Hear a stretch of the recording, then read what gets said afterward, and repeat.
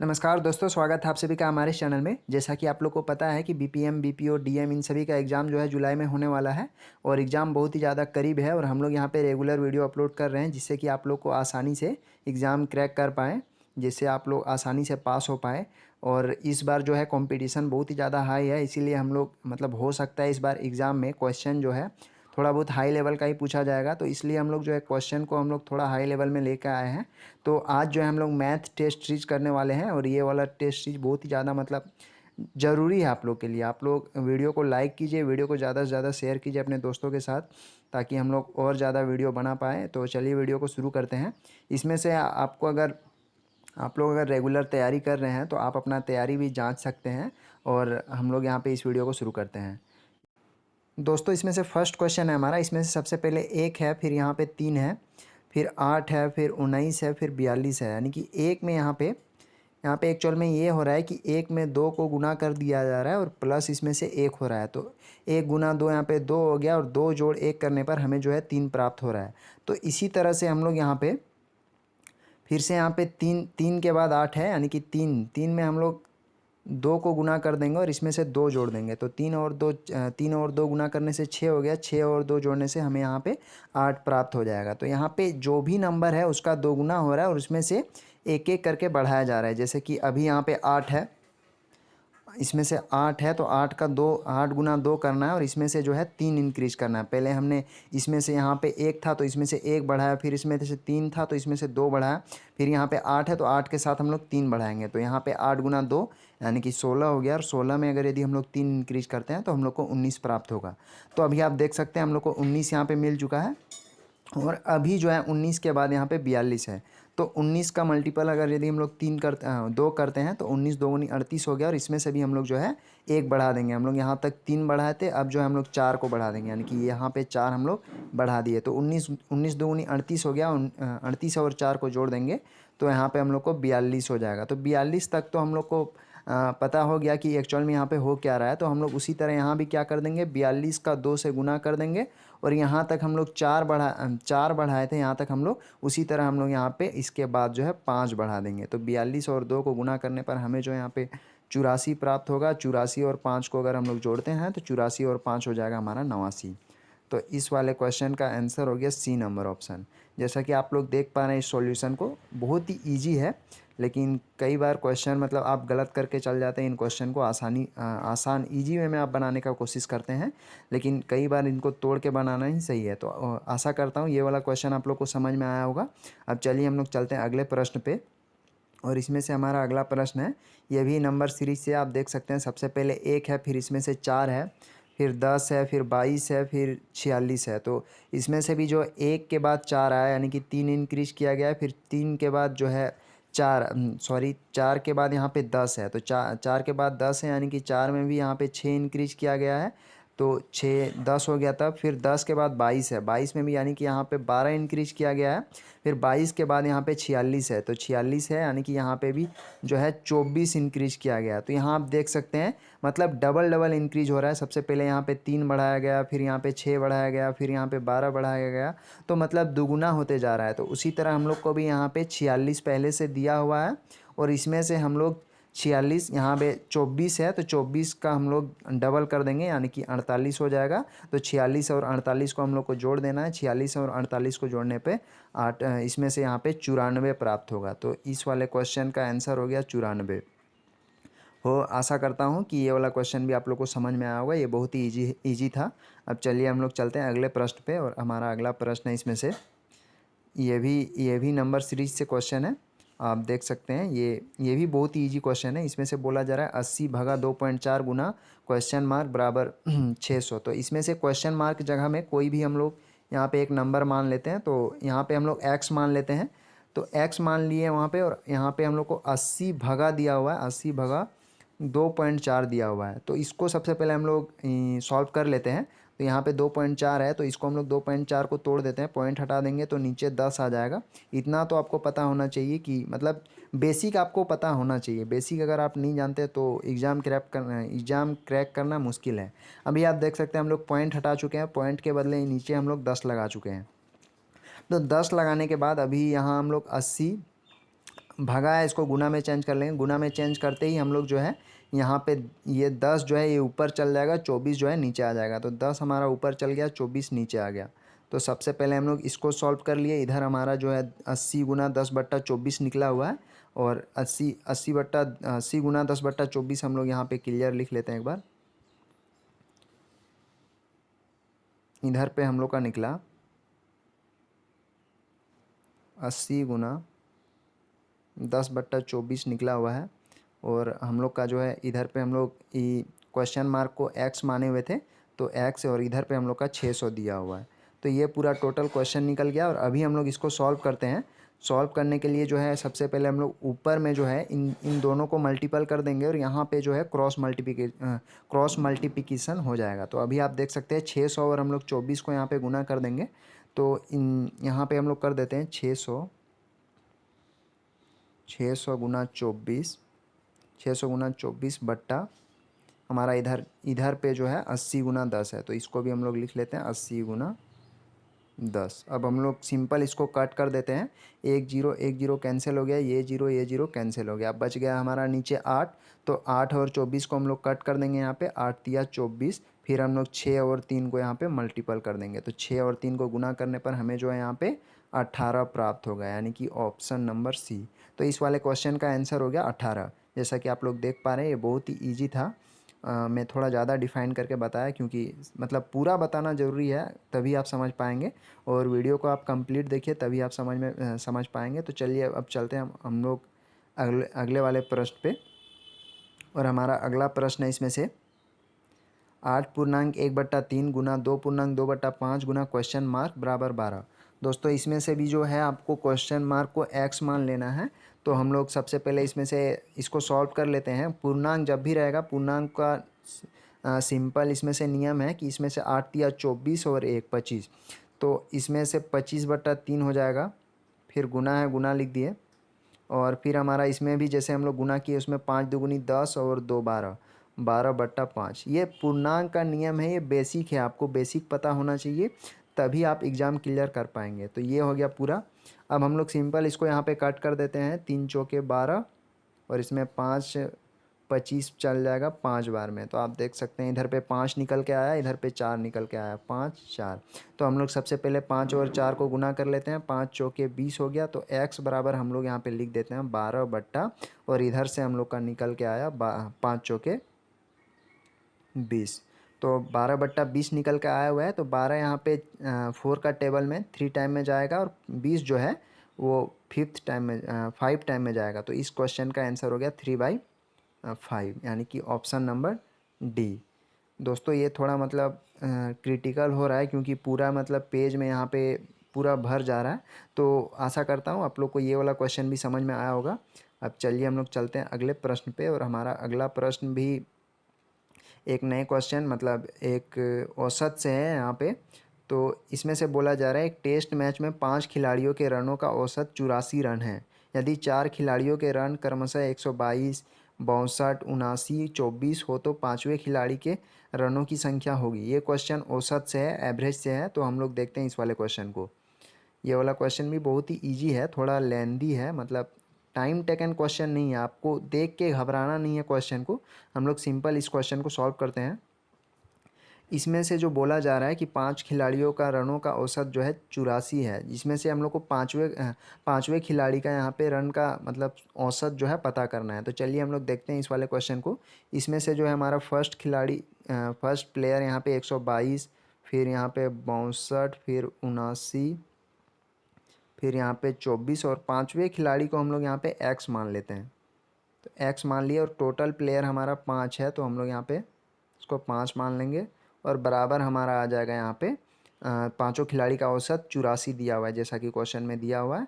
पाँचों खिलाड़ी का औसत 84 है। आप लोग को ये वाला लाइन अगर समझ में आ गया, तो फिर आप क्वेश्चन को आसानी से सॉल्व कर सकते हैं। तो हम लोग यहाँ पे टोटल इन सभी को जोड़ देते हैं, सिर्फ x को छोड़ के। तो इन सभी को जोड़ने पर हमें जो है यहाँ पर 287 यहाँ पे प्राप्त होता है। 287 हम लोग लिख देते हैं इस साइड में, 287 लिख दिए। 287 प्लस x, और हम लोग यहाँ पे 84 और 5 को गुना कर देते हैं। तो 84 और 5 को गुना करने पर हमें जो है 420 यहाँ पे प्राप्त होता है। अब हम लोग आसानी से यहाँ पे x का वैल्यू निकाल सकते हैं। x बराबर हो जाएगा हमारा 420। रुक जाओ, मैं ऊपर की तरफ लिखता हूँ। x बराबर हमें लिखना है यहाँ पे 420 माइनस हमारा जोड़ के हुआ था 287 हुआ था, तो 420 में 287 को घटा देंगे तो हमें जो है यहाँ पे 133 इस क्वेश्चन का आंसर प्राप्त होगा। तो ये वाला क्वेश्चन भी बहुत ही ईजी था। मैंने और एक क्वेश्चन रखा हुआ है एवरेज से, चलिए उस वाले क्वेश्चन को देखते हैं। और हमारा अगला प्रश्न इसमें से एवरेज से ही है। इसमें से बोला जा रहा है 5 संख्याओं का औसत 26 है, प्रथम 2 संख्याओं का औसत 30 है और अंतिम 2 संख्याओं का औसत 7 है। तीसरी संख्या क्या है? इसमें से तीसरी संख्या पूछा जा रहा है। चलिए हम लोग इसको भी सॉल्व करते हैं आसानी से। ये वाला क्वेश्चन भी आपको देख के घबराना नहीं है, क्वेश्चन बहुत ही आसान है। इसका सॉल्यूशन जो है वो बहुत ही छोटा है। तो चलिए देखते हैं। इसमें से बोला जा रहा है कि 5 संख्याओं का औसत 26 है और प्रथम 2 संख्याओं का औसत 30 है, यानी कि एक संख्या का यहाँ पे 30 है तो 2 संख्या का यहाँ पे 60 हो जाएगा। तो 60 जोड़ हम लोग को तीसरी संख्या प्राप्त करने बोला है, तो तीसरी संख्या को हम लोग x मान लेते हैं। ये जो 60 मैंने लिखा हुआ है 2 संख्या का औसत है, ये आपको ध्यान में रखना है। और उसके बाद बोला जा रहा है कि अंतिम 2 संख्याओं का औसत जो है वो 7 है।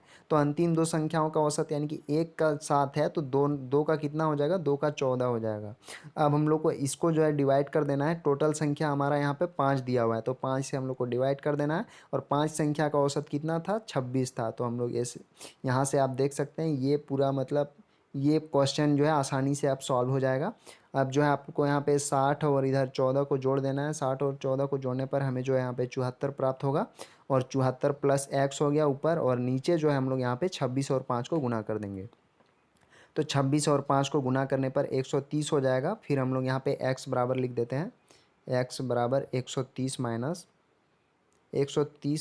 74 को यहाँ पे घटा देना है। सो 130 माइनस 74 करने पर हमें जो है इस क्वेश्चन का आंसर जो है 56 प्राप्त होता है, जो कि ऑप्शन में है ही नहीं। तो इस वाले क्वेश्चन का आंसर हो जाएगा इनमें से कोई नहीं।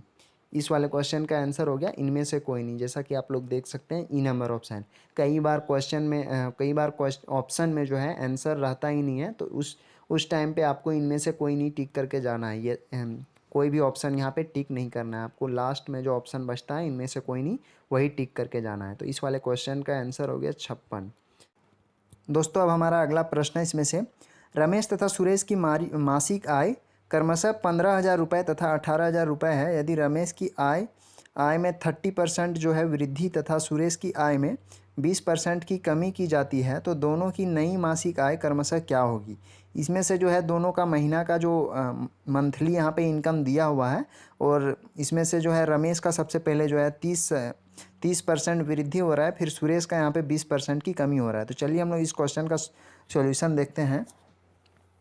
इसमें से जो है रमेश का यहाँ पे 15,000 दिया हुआ है, तो 15,000 में 15,000 का यहाँ पे हम लोग 30% निकाल लेते हैं, क्योंकि 30% यहाँ पे रमेश की आय में वृद्धि हो रही है। तो 15,000 का हम लोग 30% निकाल लेते हैं। तो 15,000 का 30% निकालने के लिए 15,000 गुना 30 बट्टा 100 हम लोग यहाँ पे इसको कट कर लेते हैं। 0 0 कट गया, 0 0 कट गया। यहाँ पे 15 तिया 45।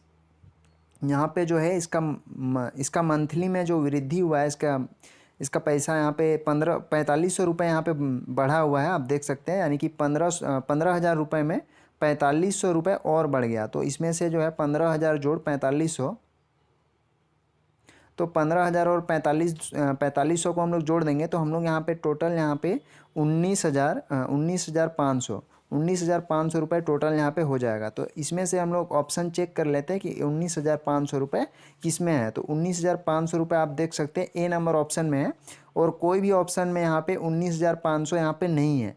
लेकिन तो पर भी आपको मतलब पूरा निकालने के लिए पूरा प्रोसेस में बता देता हूँ कि आपको एग्ज़ाम में जो है टाइम यहाँ पे नहीं लगाना है बिल्कुल भी। आपको जो भी मिला, जो भी पहले आप देख लिए कि सबसे पहले ऑप्शन आपको मिल गया, आप टिक करके निकल जाइए। लेकिन आपको अभी मैं बता देता हूँ कि अभी सुरेश का भी मैं निकाल के दिखा देता हूँ। तो एग्ज़ाम में आपको टाइम नहीं लगाना है। जैसे आप देख रहे हैं कि 19,500 एक ऑप्शन में निकल चुका है, तो आप दूसरे में टाइम ना लगाएं और आगे बढ़े। आप अभी देख सकते हैं इसमें से हम लोग रमेश का निकाल चुके हैं, अब हम लोग सुरेश का निकालते हैं। सुरेश का 20% कमी हुआ है, तो पहले 18,000 इसका मासिक आय है। 18,000 में 20% का वृद्धि हुआ है, तो 20%, और इसमें से हम लोग 100 से हम लोग यहाँ पे इसको डिवाइड कर देंगे, तो 1010 इधर पे कट गया, और 1800 180 और 20 को हम लोग गुना कर देंगे, तो यहाँ पे हम लोग को 3600 प्राप्त होगा। यानी कि यहाँ पे जो है 18,000 रुपये में 3600 का वृद्धि करना है, घटाना है। तो हम लोग इसको घटाने से जो है यहाँ पे हम लोग को टोटल 14,400 रुपये प्राप्त होगा। यानी कि इसका सुरेश का जो है वृद्धि करने के बाद यहाँ पे 14,400 रुपये प्राप्त हुआ। यानी कि 19,500 इधर रमेश का निकला था और 14,400 यहाँ पे सुरेश का निकल गया। तो आप देख सकते हैं ए नंबर ऑप्शन। आपको बिल्कुल भी एग्जाम में ऐसा नहीं करना है कि आपको दोनों का निकाल के रहना है, आपको एक निकाल लीजिए और आगे बढ़िए। चलिए अभी हम लोग चलते हैं अगले वाले प्रश्न पे, और हमारा अगला प्रश्न है इसमें से 17 वस्तुएं 1910 रुपये में खरीद कर 4590 रुपये में बेची गई। प्रति वस्तु लाभ का प्रतिशत लगभग कितना था? तो इसमें से लाभ प्रतिशत पूछा गया है कि लाभ प्रतिशत कितना था वो बताना है। तो इसमें से सबसे पहले हम लोग लाभ निकाल लेते हैं। कोई वस्तु है जिसका क्रय मूल्य 3900 है, 3910 रुपये है, और इसमें से इसको जो है 4590 रुपये में बेचा जा रहा है। तो इसमें से लाभ निकालने के लिए हम लोग सिंपल जो है विक्रय मूल्य माइनस क्रय मूल्य करते हैं। तो इसमें से हमारा लाभ जो है 680 रुपये निकल गया है, आप घटा के देख लीजिएगा। इसमें से 680 रुपये लाभ निकल गया। अब हम लोग लाभ प्रतिशत निकालते हैं, प्रॉफिट परसेंट। तो प्रॉफिट परसेंट यानी कि लाभ प्रतिशत का फॉर्मूला होता है प्रॉफिट गुना, यानी कि 680 हम लोग का लाभ निकला है, तो लाभ गुना 100, लाभ गुना 100 बट्टा क्रय मूल्य हमारा है 3910 रुपये। तो हम लोग इसको कट कर लेंगे, 0 कट गया। ये कंप्लीट नहीं कटेगा, इसमें से इस क्वेश्चन का आंसर जो है वो 17% है। 17 पॉइंट यहाँ पे कुछ 5-6 ऐसे परसेंट कुछ निकलेगा। तो एबव में अप्रॉक्स में आपको यहाँ पे जो मतलब करीब लगता है, यहाँ पे जैसे कि 17 दिया हुआ है, तो आप 17 यहाँ पे टिक करके निकलेंगे। इसमें से जो है इस क्वेश्चन का आंसर 17.56% या फिर 68 ऐसे कुछ परसेंट में निकलता है, पॉइंट में निकलता है। लेकिन आपको यहाँ पे जो करीब लगता है, जैसे कि यहाँ पे 17, यहाँ पे बहुत 17 जो है इस क्वेश्चन का आंसर हो जाएगा, क्योंकि ये ज़्यादा करीब में है। तो इस वाले क्वेश्चन का आंसर हो गया 17%। अब चलिए हम लोग चलते हैं अगले प्रश्न पे। इसमें से बोला जा रहा है 20 पैसे का 3 रुपये से अनुपात है। तो ये क्वेश्चन रेशियो से है, ये भी बहुत ही ज़्यादा इम्पोर्टेंट है। तो इस टाइप का क्वेश्चन मतलब छोटा दिखता है, लेकिन बहुत ही ज़्यादा मतलब टफ टाइप का भी रहता है। तो अभी आप देख सकते हैं कि 20 पैसे दिया हुआ है, और इसमें से 20 पैसे का 3 रुपये से अनुपात है। तो मुर्गी का मौका। अब हमारा अगला प्रश्न है, इसमें से बोला जा रहा है 20 पैसे का 3 रुपये से अनुपात है। तो ये क्वेश्चन रेशियो से है। इसमें से 20 पैसे का यहाँ पे 3 रुपये। तो 3 रुपये को आप 3 रुपये को पैसे में या फिर कन्वर्ट कर दो, या फिर 20 पैसे को आप रुपए में कन्वर्ट कर दो। तो हम लोग यहाँ पे रुपए को जो है पैसे में कन्वर्ट कर देंगे। तो जैसा कि आप लोग को पता है कि 1 रुपये में जो है 100 पैसा होता है, तो उसी तरह हम लोग का यहाँ पे 3 रुपये में 300 पैसा हो जाएगा। 300 पैसा हो गया, और यहाँ पे 10 कैंसिल हो गया। फिर यहाँ पे 2 और 30 यहाँ पे 15 ई में कट जाएगा। तो यहाँ पे 2 इधर से 1 निकला और इधर से 15 निकला। तो इस क्वेश्चन का आंसर हो गया 1:15, यानी कि 1:15, ऑप्शन नंबर बी। हाँ, अब हमारा अगला प्रश्न है, इसमें से ये वाला क्वेश्चन रेलगाड़ी से है। इसमें से बोला जा रहा है 100 मीटर लंबी रेलगाड़ी स्टेशन पर खड़े आदमी को 36 किलोमीटर पर आवर की चाल से कितने समय में पार कर लेगी। तो ये वाला क्वेश्चन भी VBI है, रेलगाड़ी से भी आपको एक क्वेश्चन देखने को मिलेगा ही। तो इसमें से इस वाले क्वेश्चन को सबसे पहले आपको यहाँ पे 36 किलोमीटर पर आवर दिया हुआ है, इसको जो है मीटर पर सेकंड में कन्वर्ट करना है। तो 36 किलोमीटर को मीटर पर सेकंड में कन्वर्ट करने के लिए इसमें से हम लोग सिंपल जो है इसको 5/18 से डिवाइड कर देंगे। तो 5/18 से डिवाइड करने पर हमें जो 18 दूनी 36 हो जाएगा इधर से, और 2 पंचे हमारा 10। इसमें से 10 जो है हम लोग का वैल्यू प्राप्त होगा, 10 मीटर पर सेकंड। तो हम लोग का जो है इधर से 10 मीटर पर सेकंड निकल कर आया हुआ है, और हमारा जो है पहले से यहाँ पे डिस्टेंस जो है वो 100 मीटर दिया हुआ है, दूरी जो है वो 100 मीटर दिया हुआ है। तो इसमें से सिंपल नियम है टाइम के लिए ये नियम है कि दूरी बट्टा चाल होता है इसका फॉर्मूला, यानी कि डिस्टेंस D/S, स्पीड चाल। तो D हमारा इसमें से 100 दिया हुआ है, डिस्टेंस 100 दिया हुआ है यहाँ पे आप जैसा कि देख पा रहे हैं। और इधर पे हम लोग जो है इसका स्पीड जो है वो 10 मीटर पर सेकंड निकालें। तो इसको हम लोग सिंपल कट कर देते हैं। कट करने पे हमें यहाँ पे 10 सेकंड इस क्वेश्चन का आंसर हो जाएगा, यानी कि ऑप्शन नंबर डी।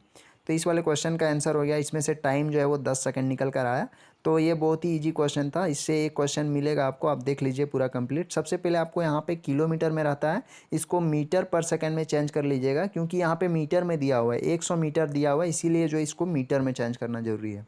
तो अब हम लोग चलते हैं अगले वाले प्रश्न पे। दोस्तों अब हमारा अगला प्रश्न है, ये वाला क्वेश्चन टाइम एंड वर्क से आप देख सकते हैं। इसमें से बोला जा रहा है ए व बी मिलकर किसी कार्य को 15 दिन में समाप्त कर सकते हैं। यदि बी अकेला इस कार्य को 20 दिन में कर सकता है तो ए अकेला उस कार्य को कितने दिनों में पूरा कर सकता है। तो आप देख सकते हैं ये वाला क्वेश्चन टाइम एंड वर्क से भी आपको एक क्वेश्चन देखने को मिलेगा। तो इसमें से बोला जा रहा है ए और बी, ए जोड़ बी जो है किसी काम को कितना दिन में, 15 दिन में पूरा कर रहा है। और बी अकेला उस काम को जो है 20 दिन में कर रहा है। तो इसमें से सबसे पहले इन दोनों का एलसीएम ले लेंगे। एलसीएम हमारा यहाँ पे 15 और 20 का 60 निकलेगा।